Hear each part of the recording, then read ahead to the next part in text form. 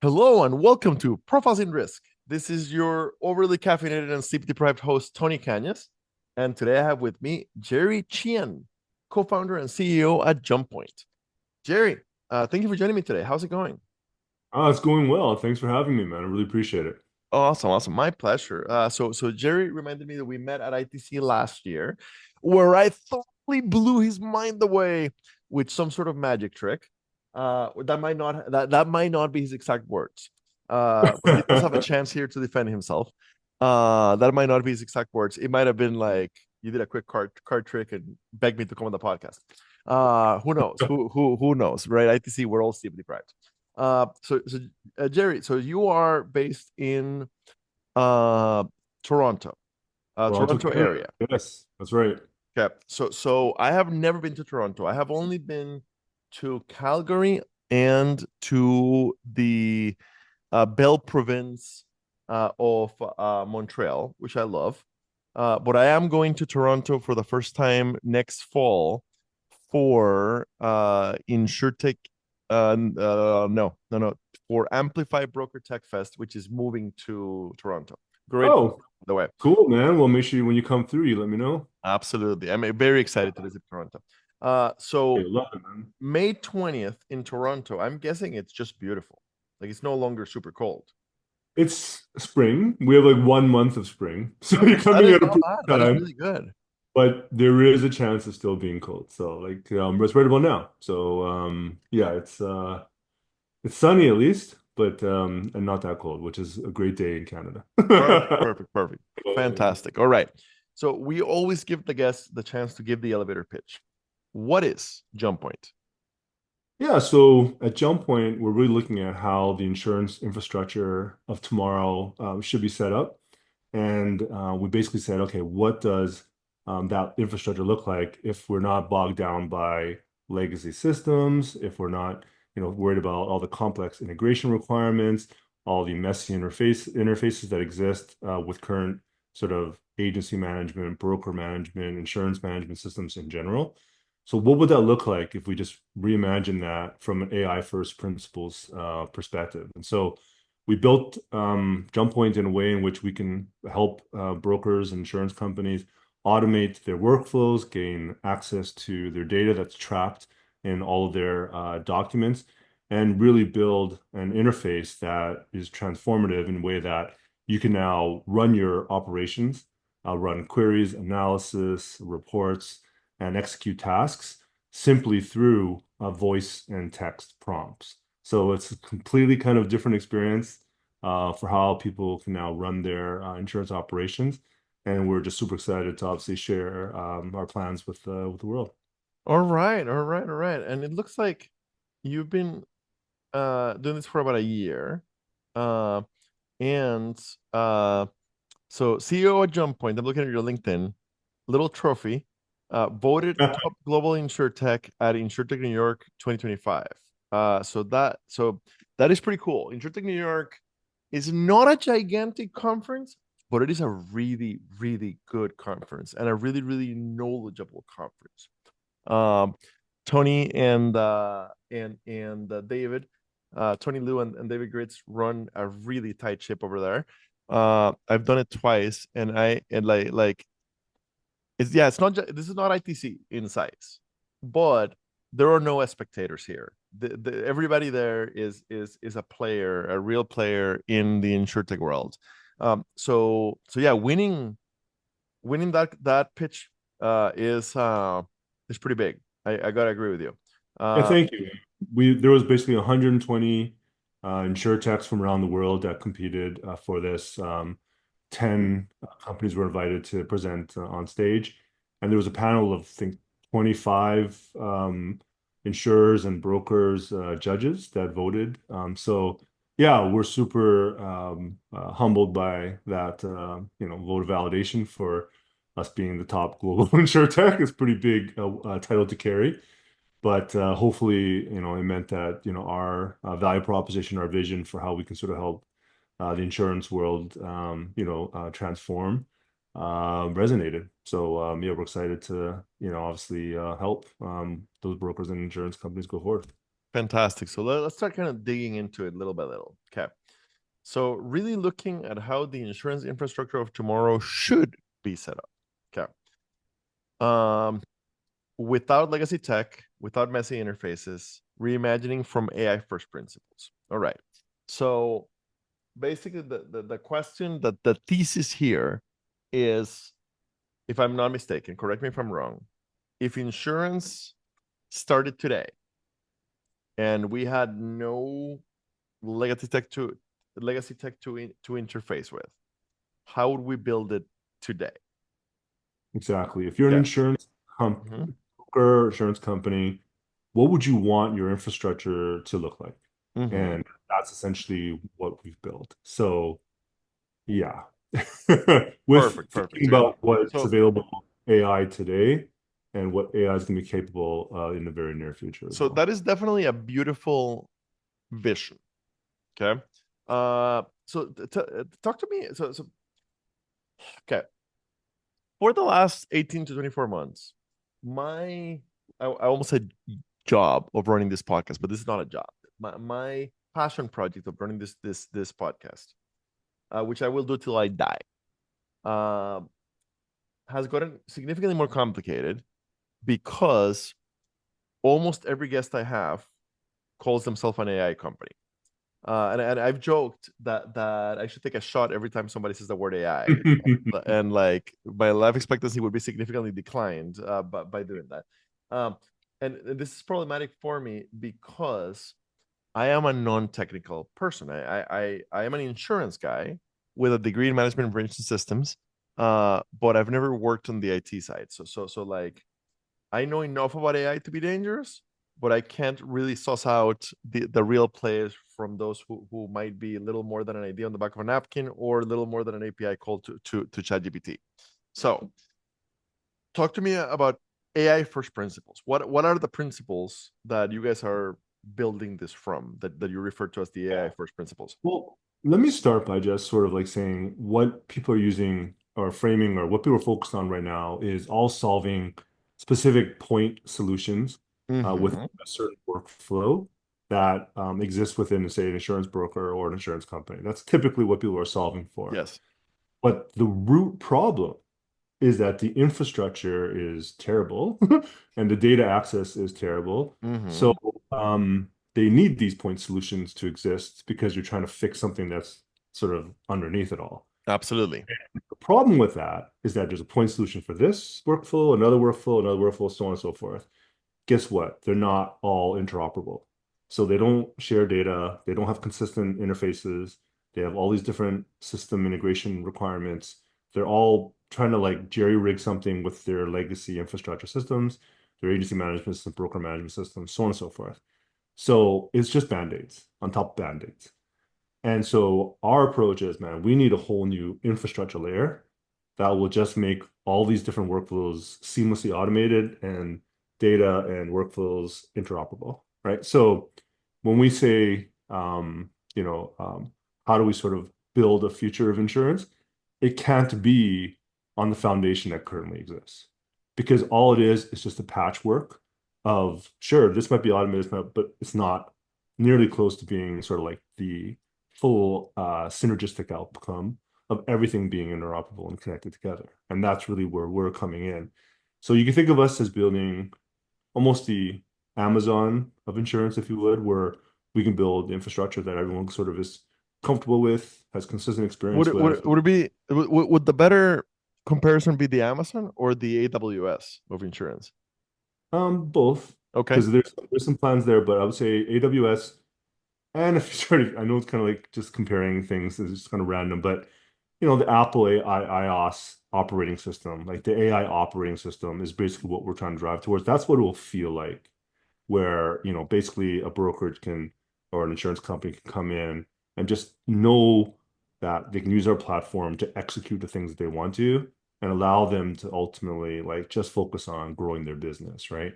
Like that's our holy grail is to create enough of an integrated sort of platform where they don't even need to know how things are done. It's just Mm-hmm. that they know what needs to be done and essentially just task it out by through prompts and essentially streamline sort of like their life a lot. So 80% of a broker's workforce is operationally based right now, and 20% is focused on growth. And with our model, we can inverse that ratio, which is a huge, significant sort of impact on, the efficiency of a brokerage. So that's kind of like the structural goal. Think of it that way, which separates us from, say, these other solutions that are focused on one sort of point solution. Mm-hmm. And the reason why our AI sort of approach is different fundamentally is that we've actually built an insurance language model specifically for insurance that, and this is a bold statement, but that eliminates hallucinations. Now, now that's obviously a lot to do with our secret sauce in terms of how we've been able to do that. But what I can Mm-hmm. say is that it's our system is finite, where we know it's specifically to insurance, specific to workflows that we've built our solution to support, the prompts, the responses, all that has been programmed and structured in a way in which it can deliver results accurately. And once you have that data extracted properly with a natural and intuitive interface, now that can be applied to essentially unlocking automation across all of your workflows. Okay. Okay. So I'm not disagreeing with anything you're saying. Um, Absolutely.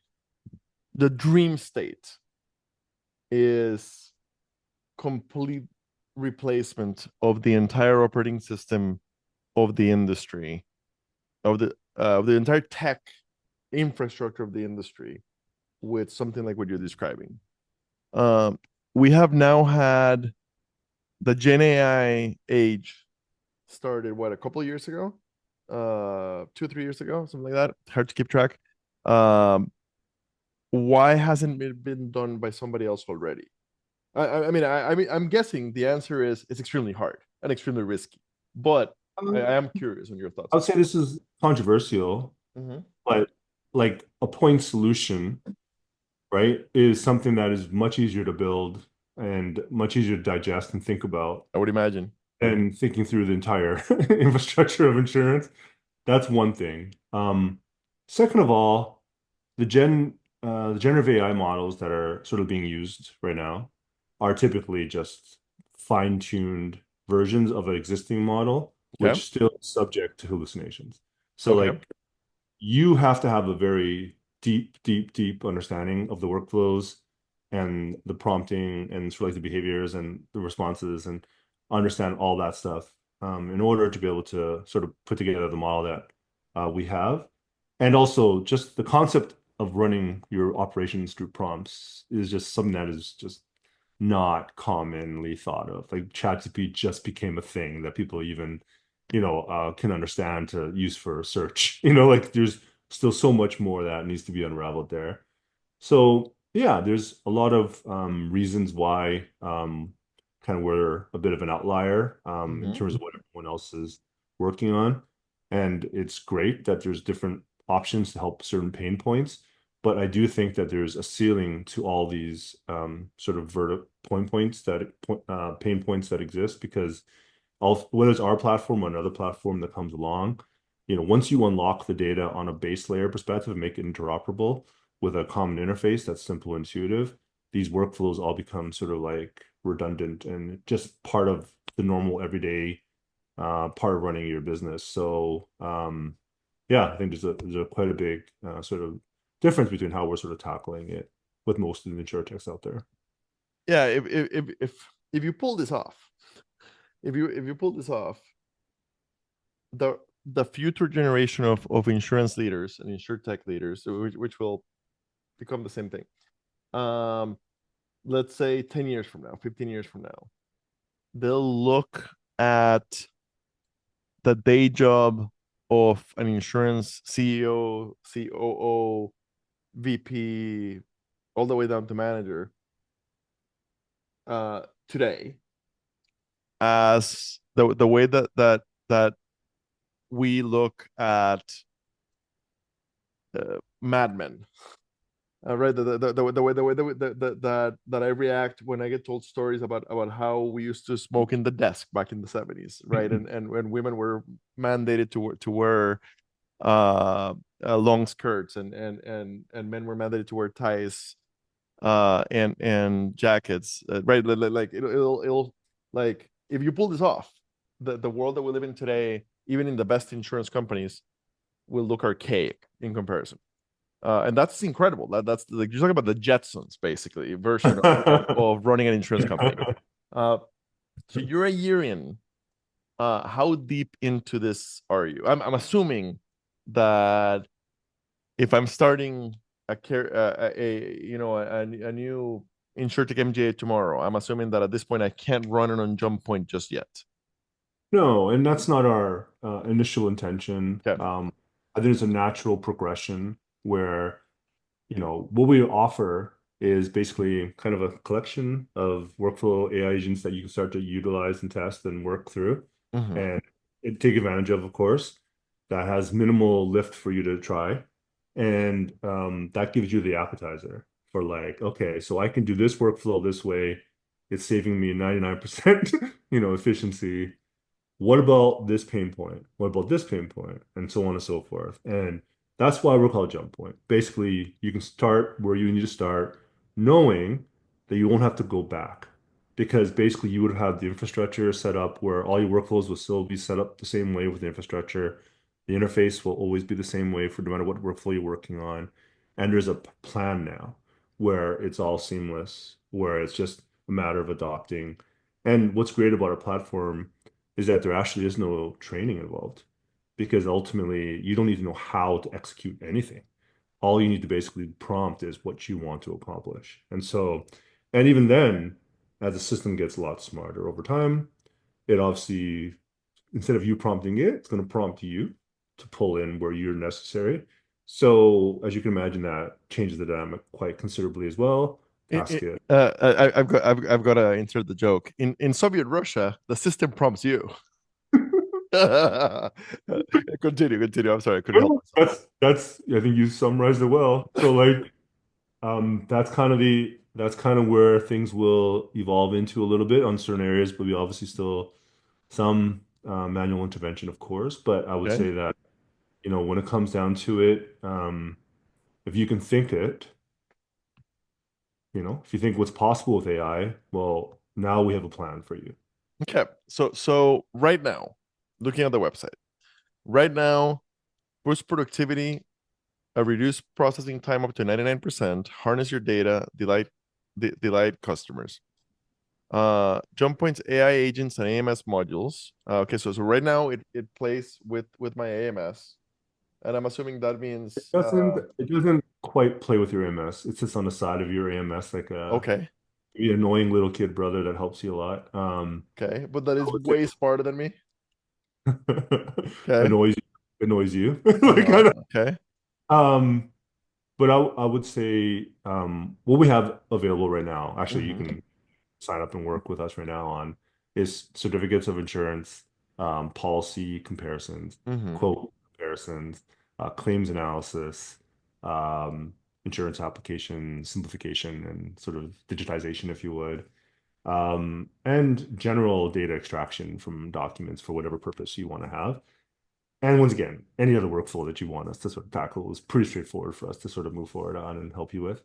And so, yeah, I mean, you can pretty much get started. Once again, it's just about getting you sort of getting you involved where you can project, what kind of workflows, what do you guys want to solve when this is possible, and what does that ultimately mean to your business when you can run it this way? okay.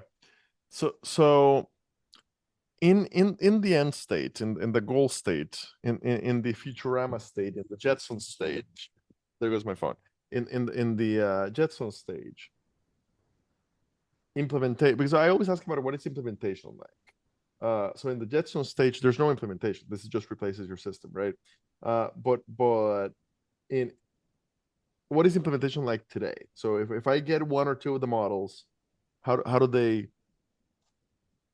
plug into my current stuff? Well, right now it's pretty simple. Like, so if you want to do a certificate of insurance, you upload the policies, the endorsements, and we can generate certificates instantly. Whether you want to do claims analysis reporting or summaries, basically you just have to upload your claim spreadsheet and it's done. So right now the lift is you have to upload something.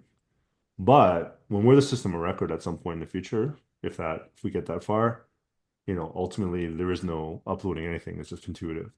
But I would say implementation at that level, once we're able to actually rip and replace and be the system, is also fairly frictionless. And what I mean by that is, as I mentioned, there's kind of zero training. But also, we automatically extract all the data from the insurance docs that are in your system. So we don't care how you've organized your data.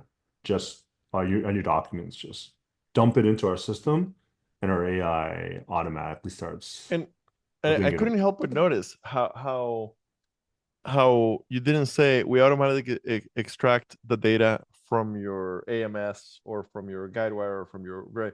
You said from your documents. So that's super interesting. I've had plenty of companies come that do some sort of AI for your documents, but I think this is the first time that somebody literally says we'll build it from just reading your documents. Yeah, we're not taking a shortcut relying on an AMS who's done, I would say, like a moderate job of data Uh-huh. extraction. And so we're going straight to the root of all insurance documents and processes and everything to give you the fullest picture. So let me give you an example. Like Mm-hmm. you're talking about, say, CRM solution. There's tons of data that's within your business that could help you with figuring out how to best position a sales opportunity to a client. That's beyond just what's captured in the CRM. But right now, totally not interoperable, not accessible, not even possible to really connect the dots. So with our platform, you'll be able to do that because we've extracted all the documents and figured out that data that's in that document will be relevant to this type of prompt or this type of scenario. And so we've already predicted what is going to be required. And so it's super fast as well because it's already organized in a way in which it's meant to be accessed. Currently, are you only serving the Canada market or are you serving the US Oh, market too already? US is our primary, actually. All right, all right, all right. So in that case, I'll stop flirting with Canada for now. All right, all right. Okay. So okay. Um, right now, most of the modules are broker side, right? Right now, not a lot of carrier side. No, and that's purely because of just sales cycles and go to market. You're 1,000% correct. Perfect, perfect, perfect. All right, all right. Pricing. What is the pricing philosophy? Yeah, we've in the very beginning will give some very nice preferred pricing to our customers to be anchored as comparable to your current systems and other workflows. But very soon, we'll have an opportunity to really sort of measure our value against the headcount reduction and the optimization that we deliver. So get in early, I guess, lock in early would be sort of an arrogant way of sort of projecting it, but Mm-hmm. I hope that, if it plays out, we demonstrate that level of value. So yeah, it's per head right now, per module that we kind of price things at. But we're pretty flexible in terms of just getting people in the door. So at this point in time, we have a wait list, but certainly if you want to get in, just reach out to us. Okay. Have you done any of the accelerators or GIA or Broker Tech or 101 Western Labs or any up there in Canada or Well, yeah? we Have you? we launched in March 2024, and then in Uh-huh. May 2024, we participated in the Gold House Accelerator program. What is So that that's like?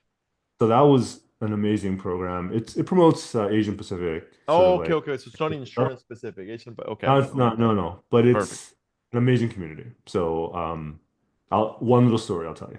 So they have like the Met Gala for Asian Pacific kind of every year. Okay, And first year that we were invited to attend this event, obviously I'm sort of into like different kinds of music and like EDM is kind of a thing with me. And I'm just going to the dance floor because the music's amazing. all of a sudden I look at the DJ and it's Steve Aoki. So of course, it's like mind blowing that there's 30 people dancing, hanging out to Steve Aoki DJing. So that just shows you what kind of event that was, if you can think All of it that right, way. fantastic. So I'm always curious on the origin story. And we see a lot of, or historically, we have seen a lot of InsurTech 1.0, tech hammer looking for an insurance nail with no understanding of how it works. It's gotten a lot better. Uh, Today, most people do have a very good idea of how the industry works, whether they came from the industry or not. So, looking at your LinkedIn, you are 1,000% one of us. RMI major in college, followed by a significant career in the traditional insurance side.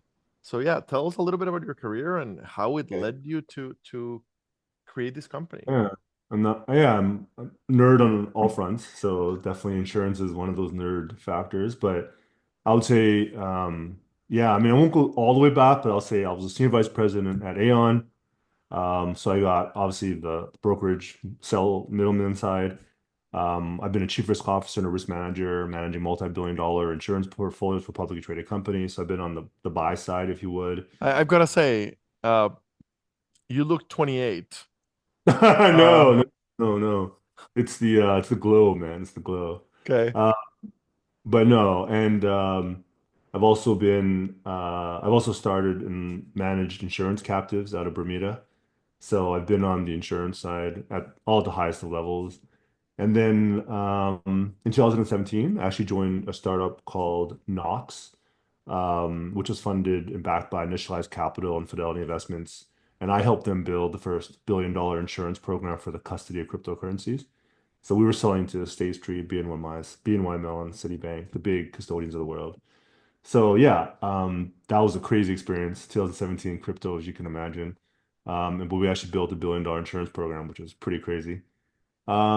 And I just feel like this moment was kind of made for me to be in. And my co-founder Yuri, of course, just feels like I kind of have a pretty clear vision of sort of like the pain points that exist across the whole world of insurance and kind of like nuanced understanding of what is practical or what is kind of pipe dream. And hopefully we can balance that out to come up with a very practical way again of introducing the world to AI. And it's built right into our name, practical, because jump point. It's just like find where you want to start and um, that's meaningful to us to sort of work through that and provide that path that's clear for everyone to follow finally to, have a nice direction that everyone can move towards. Right. Always curious on kind of the future state. Okay. What my question generally is, okay, so we are chatting on May 20th. This episode will likely go out. This is where I look, and we're still recording. Will likely go out. Let's call it June 23rd because I just recorded a whole bunch of them in the last few days. June 23rd, so about a month out. Okay, Jerry Chien, you're on the calendar for June 23rd. Uh, so what what is on the development pipeline that should be out in 2025 that you can already talk about that you're excited about? And I'm sure, like in your world, there's a whole bunch. Yeah, I mean, I would say it's actually nothing sexy. Like from our standpoint, it's really about just being a lot more ready to take on the volume. So on our side, that's probably where we're very focused on because we haven't done any outbound sales yet, and we're just inundated with, sort of like requests and partnership opportunities. So I think our core feature set kind of unlocks everyone's imagination as it stands. I think it's probably the biggest step would just be create a little more visibility to it. And because we just have not been loud at all and we've been very subtle, probably a little too Canadian, if you would. Yeah, no, I've gotta say, Yeah. like with the like, how did I not run into you until Intrinsic New York? Anyway, continue. No, but that's kind of we are pretty happy in this mode right now because we're still just amping up. But Obviously, this is part of our coming out party a little bit in a sense, but I would say get ready for a bigger splash of awareness that's going to happen, and that will be, towards the end of this year. I would imagine is when things will really kick in, and hopefully everyone get better access because right now there is still quite a bit of a backlog of getting access to our platform, and hopefully, we'll be able to open that up a lot more and make it available for everyone. Fantastic. Gary, super, super incredible vision. I often tell well, number one, love bringing insurtechs on the show early stage. So very cool to get you in just a year in. Number two, I always say love to have you back in a year or two, and maybe at that time we can have you like you and a client kind of thing. Those are really cool episodes. Mm. But yeah, when it comes to vision, this is one of the coolest ones I've recorded, and we're Oh, almost thank you, man. 700 in. So Dude, I thank sincerely you. hope that you pull this off, because for our industry, it would be massive. And you're one of us, so I don't have to tell you that, right? Yeah. Uh, but how very, very cool. I'm gonna be very proud to say I knew you way back when. Oh no, And no. I'll be like, man, this was my Joe Rogan moment. So like you'll be all good, bro. So oh, I appreciate it a lot and thank you for those kind words and we'll try to do you justice, man. awesome. So But thank you so much for your time today. yeah, awesome, Tony. Thanks a lot.